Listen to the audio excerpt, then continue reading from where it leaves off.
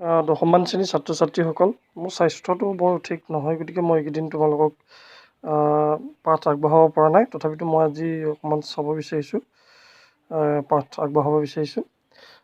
যোৱাটো ভিডিঅ'ত মই তোমালোকৰ বিয়োজন বিক্ৰিয়া সম্পৰ্কে আলোচনা কৰিছিলোঁ।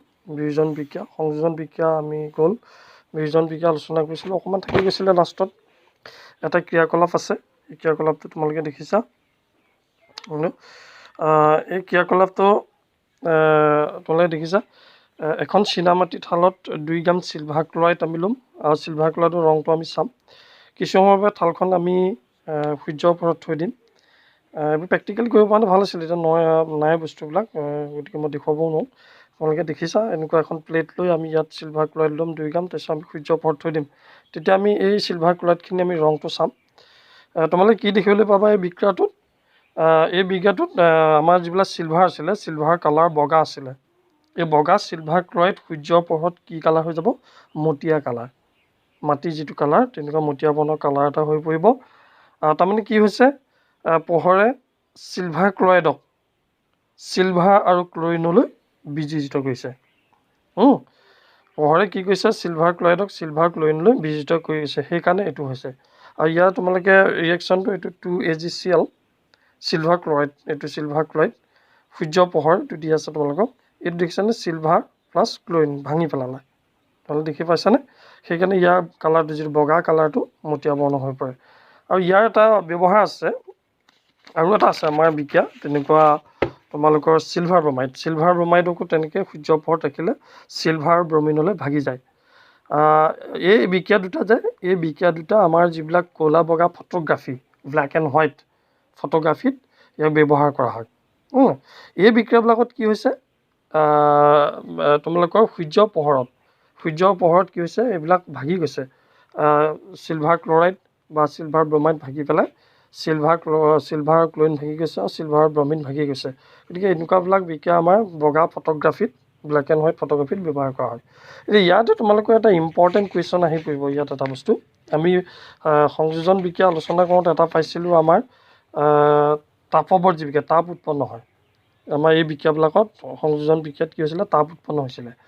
এতিয়া ইয়াতে এটা তোমালোকৰ নতুন বস্তু এটা আহিব, এইটো হৈছে তাপৱৰ্জি বিক্ৰিয়া আৰু তাপগ্ৰাহী বিক্ৰিয়া। এইটো খুব ইম্পৰ্টেণ্ট কুৱেশ্যন, তোমালোকে লিখিবা।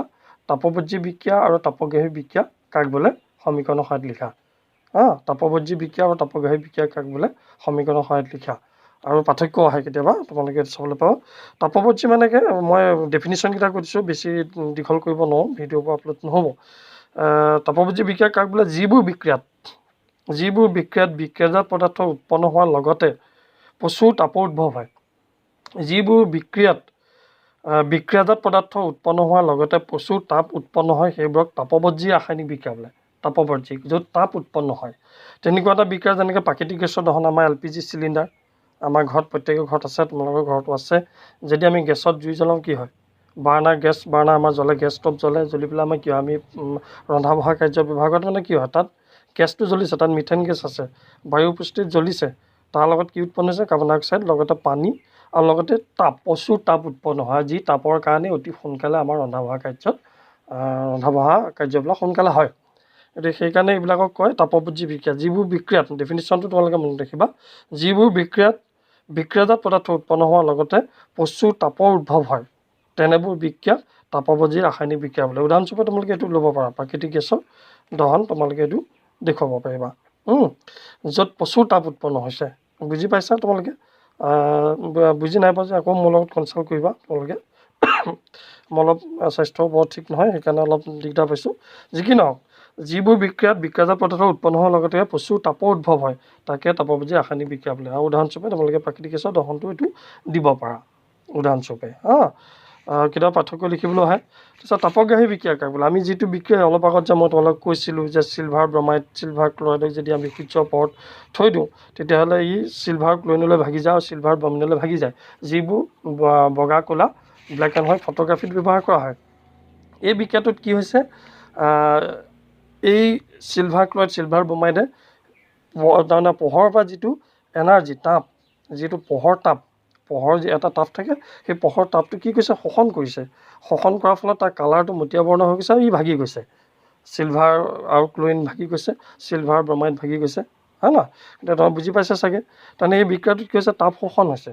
তাৰমানে যিবোৰ ৰাসায়নিক বিক্ৰিয়াত বিক্ৰিয়াজাত পদাৰ্থ উৎপন্ন হোৱাৰ লগতে প্ৰচুৰ তাপৰ শোষণ হয়, তাপ শোষণ হয়।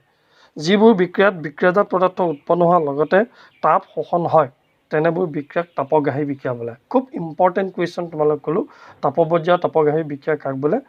উদাহৰণ লিখা। তেতিয়া তোমালোকে উদাহৰণস্বৰূপে এই দুটা দিব পাৰিবা, তাপগ্ৰাহী চিলভাৰ ব্ৰমাইড। সূৰ্যৰ পোহৰত যেতিয়া আমি ৰাখোঁ তেতিয়া চিলভাৰ আৰু ব্ৰমিনলৈ ভাগি যায়, এইটো তোমালোকে দেখুৱাব পাৰা। চিলভাৰ ক্লৰাইডটো দেখুৱাব পাৰা। গতিকে এইটো খুব ইম্পৰ্টেণ্ট কুৱেশ্যন তোমালোকক মই ক'লোঁ, তাপপৰ্যায়ৰ তাপগ্ৰাহী বিক্ৰিয়া। মই ডেফিনিশ্যনটো আকৌ এবাৰ কৰিছোঁ, যিবোৰ বিক্ৰিয়াত বিক্ৰিয়াজাত পদাৰ্থ উৎপন্ন হোৱাৰ লগতে প্ৰচুৰ তাপ উদ্ভৱ হয় তাকে তাপপৰ্যায়ী বিক্ৰিয়া বোলে। উদাহৰণস্বৰূপে তোমালোকে LPG গেছৰ যিটো বিক্ৰিয়া সেইটো তোমালোকে দিব পাৰিবা, প্ৰাকৃতিক গেছৰ দহনৰ এইটো বিক্ৰিয়াটো তোমালোকে দিব পাৰিবা উদাহৰণ। তাৰপিছত যিবোৰ ৰাসায়নিক বিক্ৰিয়াত বিক্ৰিয়াজাত পদাৰ্থ উৎপন্ন হোৱাৰ লগতে প্ৰচুৰ তাপ শোষণ হয়, তাপ শক্তি শোষিত হয়, তেনেবোৰ বিক্ৰিয়াক তাপগ্ৰাহী বিক্ৰিয়া বোলে। উদাহৰণস্বৰূপে তোমালোকে এইটো দিব পাৰা। তোমালোকে চিলভাৰ ব্ৰমাইডটো সূৰ্যৰ পোহৰত ৰাখিলে এই চিলভাৰ ব্ৰমিনলৈ ভাগি যায় আৰু কালাৰটো চেঞ্জ হৈ যায়, সেইটো তোমালোকে লিখিব পাৰিবা উদাহৰণস্বৰূপে। বা সমীকৰণ লিখিবলৈ আহিলে সেইটো তোমালোকে লগতে লিখিব পাৰিবা। খুব ইম্পৰ্টেণ্ট কুৱেশ্যন, মেট্ৰিকত খুব আহে আৰু তোমালোকৰ বছৰেকীয়া পৰীক্ষাতো আহে, মেট্ৰিকতো আহিয়ে থাকে তাপপৰ্যায়ৰ তাপগ্ৰাহী বিক্ৰিয়া সম্পৰ্কে। গতিকে তোমালোকে এই দুটা ভালকৈ মনত ৰাখিবা আৰু লিপিবদ্ধকৈ তোমালোকে নোট কৰিবা। আৰু প্ৰশ্নটো লিখিবা, তাপপৰ্যায়ৰ তাপগ্ৰাহী বিক্ৰিয়া কাক বোলে? সমীকৰণৰ সহায়ত লিখা। এইটো মই কুৱেশ্যন তোমালোকক দিছোঁ, এইটো তোমালোকে লিখি পেলাই গ্ৰুপতো আপলোড দিব পাৰিবা, সেইটো তোমালোকৰ কথা। বা নাজানিলে মোক সুধিবা। আৰু নেক্সট কাইলৈ মই তোমালোকৰ অপসাৰণ প্ৰতিস্থাপন বিক্ৰিয়া সম্পৰ্কে আমি আলোচনা কৰিম। Thank U.